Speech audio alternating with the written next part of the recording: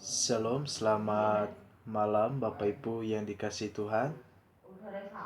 Puji nama Tuhan pada saat malam hari ini.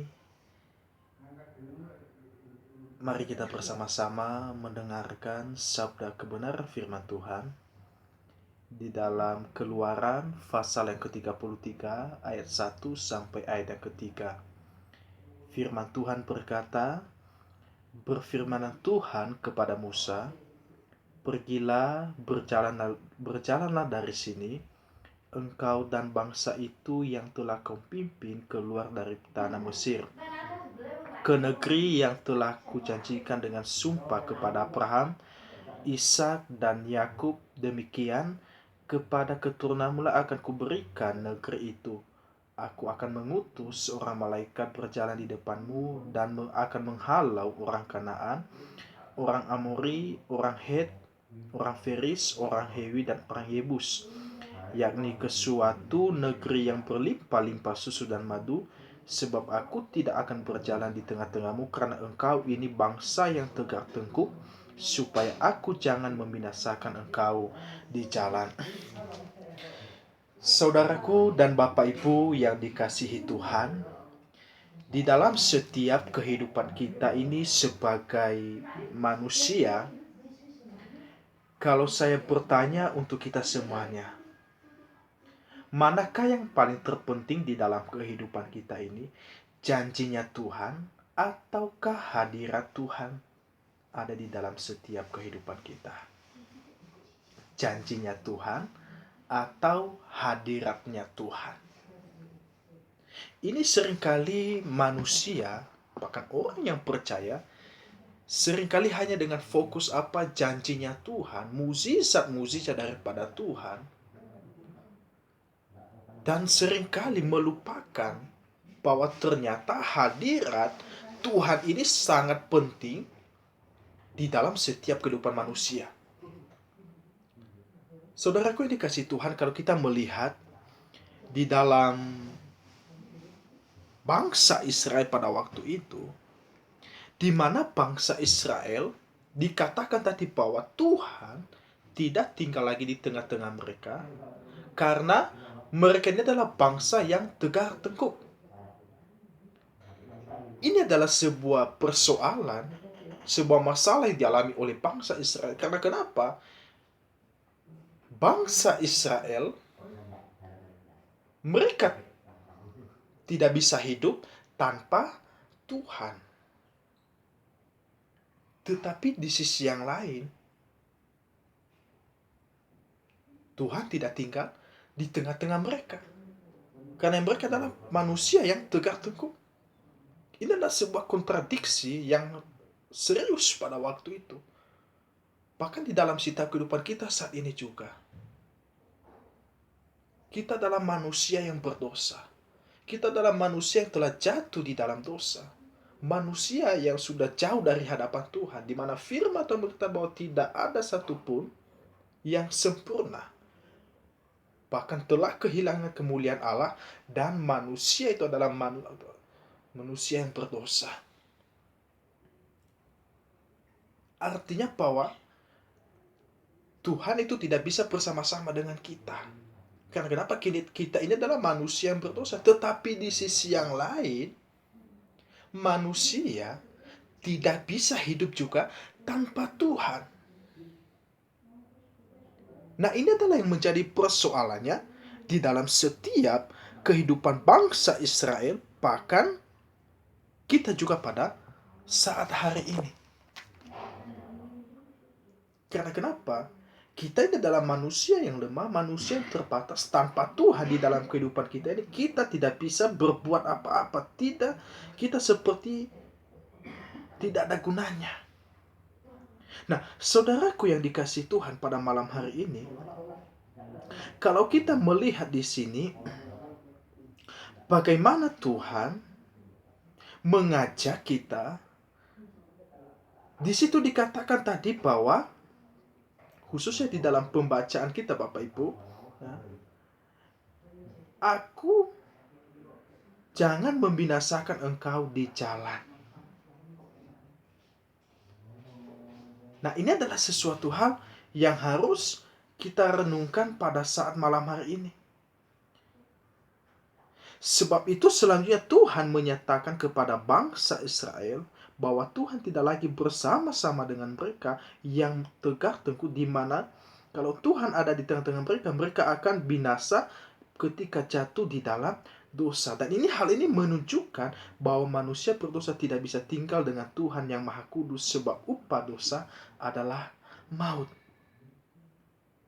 Jadi oleh sebab itu Tuhan memberikan pilihan kepada bangsa Israel pada waktu itu dengan apa? Mengutus malaikat Tuhan berjalan bersama dengan mereka, dan mereka diberikan kemenangan atas musuh-musuh mereka, dan dijanjikan kelimpahan susu dan madu dan menyenangkan, di mana kecenderungan kita semua adalah kita lebih suka menerima janjinya Tuhan. Nah, ini sesuatu hal Bapak Ibu yang dikasihi Tuhan. Pada saat malam hari ini, firman Tuhan mengingatkan kita semuanya. Artinya bahwa kita sebagai manusia yang berdosa, kita lebih fokus dengan apa? Hal-hal yang kelihatan. Kita lebih suka dengan apa? Janjinya Tuhan. Tapi seringkali kita melupakan bahwa hadirat Tuhan itu sangat penting di dalam setiap kehidupan kita. Makanya firman Tuhan kalau kita melihat di dalam Markus pasal yang ke-8 ayat 36 sampai 37, tapi ini saya pakai dalam bahasa sehari-hari atau bahasa sederhana. Di situ dikatakan bahwa apa untungnya bagi seseorang kalau seluruh dunia ini menjadi miliknya. Sekali lagi saya baca, apa untungnya bagi seseorang kalau seluruh dunia ini menjadi miliknya, tetapi ia kehilangan hidupnya. Dapatkan hidup itu ditukar dengan sesuatu. Nah, ini Bapak Ibu dikasihi Tuhan. Firman Tuhan mengingatkan kita pada saat malam hari ini bahwa apa untungnya kita memiliki segala sesuatu hal, kita mengalami mukjizat di dalam hidup ini, kita mendapatkan berkat yang luar biasa, tetapi kalau semuanya itu kita kehilangan hidup atau keselamatan.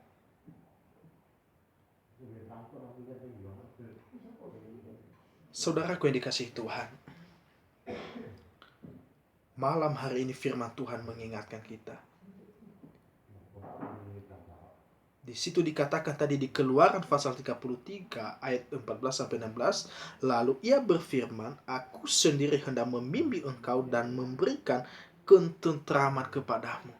Jadi ketika saya dan saudara mementingkan hadirat Tuhan di dalam kehidupan ini, menomorsatukan hadirat Tuhan di dalam hidup ini, ternyata ada sebuah ketentraman yang Tuhan berikan kepada setiap anak-anaknya yang selalu mementingkan hadiratnya. Hadirat Tuhan ada di dalam setiap kehidupan, bukan janjinya, tetapi hadirat itu yang paling terpenting. Dan itu akan memberikan kita apa? Ketentraman. Dan di situ dikatakan tadi bahwa Tuhan sendiri yang membimbing kita dan memberikan ketenangan. Saudaraku yang dikasihi Tuhan, pada saat malam hari ini, firman yang kita dengar, mari kita bersama-sama, biarlah hidup kita ini senantiasa diubahkan oleh Tuhan. Melalui apa? Hadiratnya. Melalui apa? Melalui kuasanya di dalam kehidupan kita ini.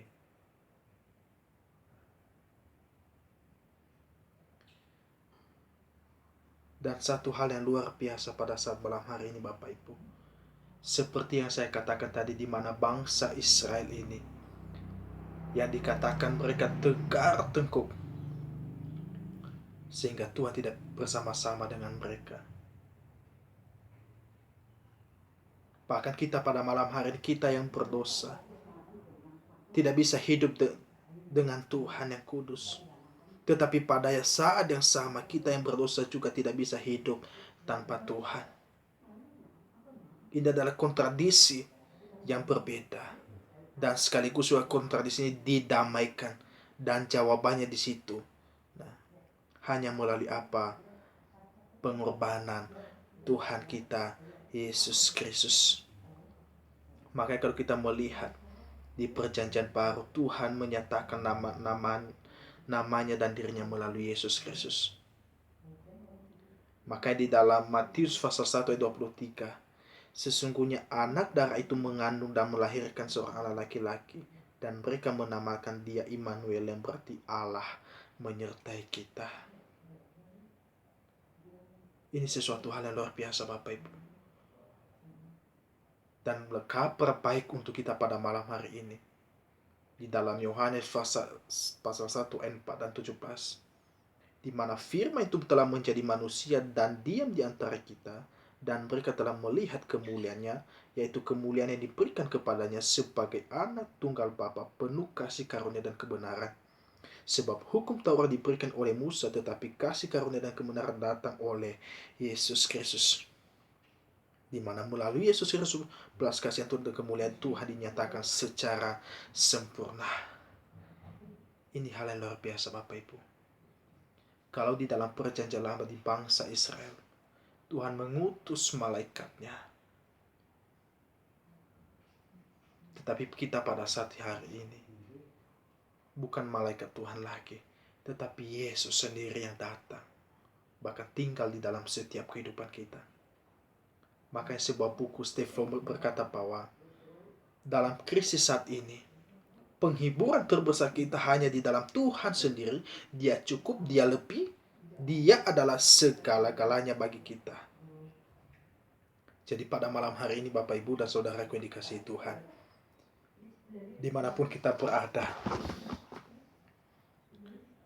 satu hal bahwa yang harus kita renungkan bahwa hadirat Tuhan itu sudah ada di dalam diri saya atau belum.